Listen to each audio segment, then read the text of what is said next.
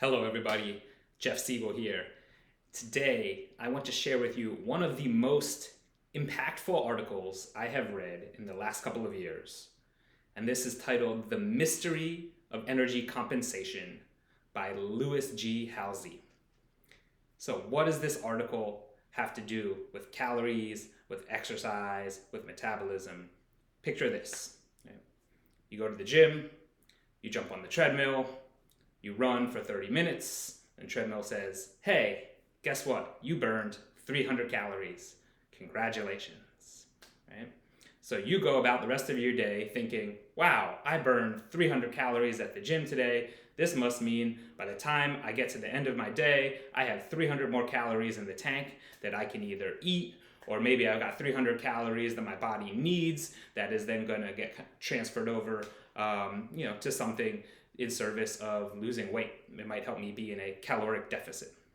Well, this conventional wisdom, right, that the calories we burn during exercise translates into the calories that our body spends by the time we reach the end of the day does not seem to actually be true. And this article tries to explain why. Right? What is this mystery of energy compensation? So the idea of energy compensation is that when we spend a lot of energy burning calories during exercise, that our body compensates to save those calories in other ways at other times during the day. And so this profoundly impacted the ways in which I went about thinking about exercise as a tool for regulating calories, and specifically as a tool when it came to determining how much I could eat. All right, so much of the problems come from people micromanaging their appetite, all right? Trying to over-engineer their hunger with exercise, trying to bank up calories that they have gotten from working out earlier in their day to quote-unquote spend or eat those calories later in the day. And the problem is all of this really undercuts what's actually going on at the biological level. Moreover, it creates this mistrust of the body. It doesn't respect this innate wisdom that our body has when it comes to keeping us alive. So if we really want to go back and honor our body's ability to maintain homeostasis, right, this dynamic balance in face of all of these changing things going on in our life, right, it's this incredible process. And there's so much going on underneath that this simplistic model of, oh, I burned so many calories from exercise, therefore I must have burned so many calories by the end of the day, is actually not as straightforward as it might seem. Now, this article goes into 3 particular reasons why this relationship isn't a strong one-to-one correlation. One might be adjustments in your basal metabolic rate. Right? This idea that if you burn a lot of energy now during exercise, that your body actually turns down your metabolic rate later in the day to save some of that energy. Right? This is sort of the equivalent of adjusting the thermostats in your home when you leave the house, because you don't need it to be a certain temperature. And so why spend the energy, right, heating a home when you don't need it to be a certain temperature?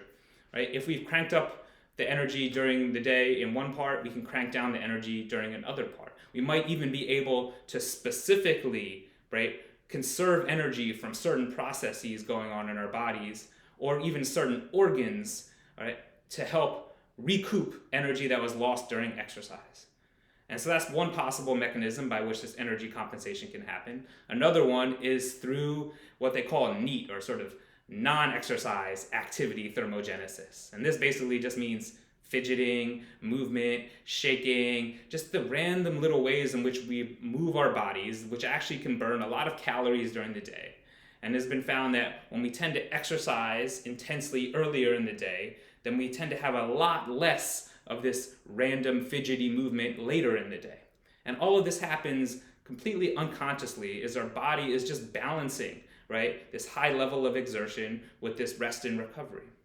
But what this does is it means that while our metabolism might be really high during exercise, burning a lot of energy, that our metabolism might be lower than normal, lower than it otherwise would be at rest, because we're not fidgeting, we're not moving around as much.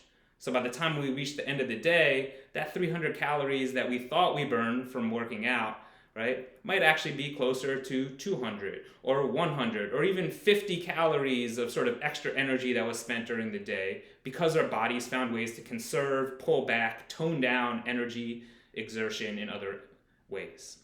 All right, and then the third mechanism which talked about, which all right, this author claims might in fact be the most important piece of this energy compensation puzzle, has to do with our mitochondria. Now, mitochondria are the tiny little organelles in our cells that are responsible for producing energy, ATP, right, the molecule that essentially fuels all of these processes in our body. And it does this through this sort of, electron respiratory chain. But what it can do is change our energy production at the most basic level. And when our mitochondria change from producing energy to just producing heat, right, they can actually adjust the efficiency at which they produce energy. This might account for the ways in which exercising and burning 300 calories now does not result in burning 300 calories by the time you hit the end of the day. Because at this level within our cells, the energy production might in fact be skewed or adjusted. And there's still a lot to be uncovered about this. Right? I believe mitochondria are one of the most important pieces of our health, our well-being, and our fitness that we need to truly understand.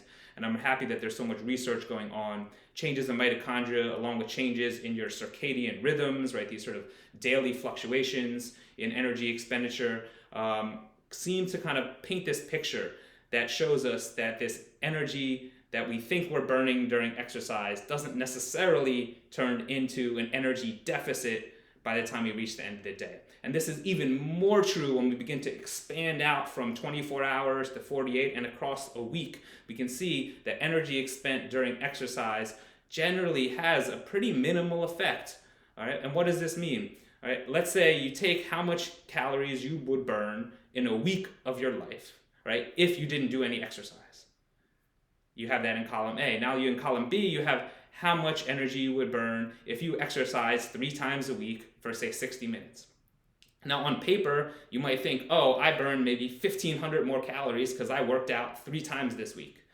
But in reality, if we're able to measure your metabolism accurately, which again is not an easy thing to do, all right, we would see that you probably didn't actually burn 1,500 more calories this week. Maybe you burned 1,000 more. Maybe you burned 500 more. Maybe you burned 200 more. All right. This article points to the fact that energy compensation can in fact be pretty dramatic, upwards of 600 calories within a day. Meaning again that if you burn 600 calories, your body is so smart, it might find a way to conserve that 600 calories through all of these other mechanisms to keep you in balance, because it doesn't want to have to go into energy deficit. It doesn't want to have to go into survival mode, right? This is putting at jeopardy, all right, our livelihood at the most basic level. So it makes sense from an evolutionary perspective that we'd have all of these ways to conserve energy, because we grew up in an environment where energy was scarce, where food was not plentiful, where it took a lot of work, all right, and it was often a large risk to have to go out and obtain enough energy through food. Now, of course, this is very different from the world that we live in today. All right, and so the take-home message here is please, right, stop working out with the mindset of burning calories. Because one, that number of how many calories you burn from a workout can be largely variable and often isn't very accurate. Even if you're wearing a heart rate monitor and gathering other data, right, there's still a lot of individual variability. But more importantly is whatever that number tells you is it often leads to this mindset of micromanaging and trying to over-control or manipulate your food and your body to a certain outcome. And what this does is this undercuts the wisdom of the body and really bypasses all of these energy compensation mechanisms, leading to really shitty math, all right, that doesn't actually add up. Which is often why people get themselves into trouble by thinking, oh, I burned 600 calories at the gym today, so I can go eat 600 calories later, and then are wondering, well, wait a second, how come nothing is changing, all right, if your goal is ultimately weight loss? Right, so I think what I'm trying to say is please continue to exercise, because it is one of the most important things for your mental health. Exercise because it brings you enjoyment. Exercise because it can improve your blood sugar regulation. Exercise because it helps maintain strength for you to do all of your daily activities. Exercise because it helps maintain bone density to prevent fractures when you fall. Exercise because it can help you focus and develop athletic abilities and skills and talents that you might not normally have. Exercise because it might get you outside and interacting with other people, or it might get you doing things that you wouldn't normally be doing. There's a million reasons which exercise is fundamental. So this is not saying please don't exercise. This is saying please don't exercise with the mindset of burning X number of calories now so that I can eat X number of calories later.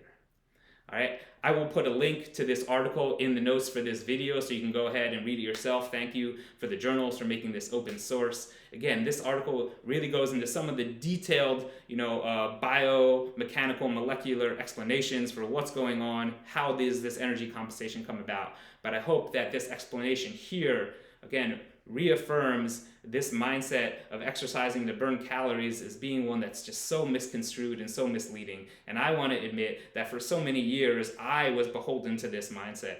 All right, and I would pay attention to, I burned this many calories from working out now, and it would color how I would think about feeding myself. And again, this is not to say that it's not important to pay attention to your caloric intake. This is not to say that it's not important to pay attention to energy expended during working out, and especially if you're training for specific sports and events where you have a large energy expenditure day in, day out, right, doing some sort of marathon or triathlon training, then having a little bit more of a mindset of managing calories and energy can be helpful to make sure you are eating enough to fuel this activity, all right? I think in other perspectives or in other situations, this mindset really does not serve most people. And this article can prove why. So until next time, Jeff Siegel is here. All right, please breathe, smile, and exercise because it makes you feel great, not to burn calories.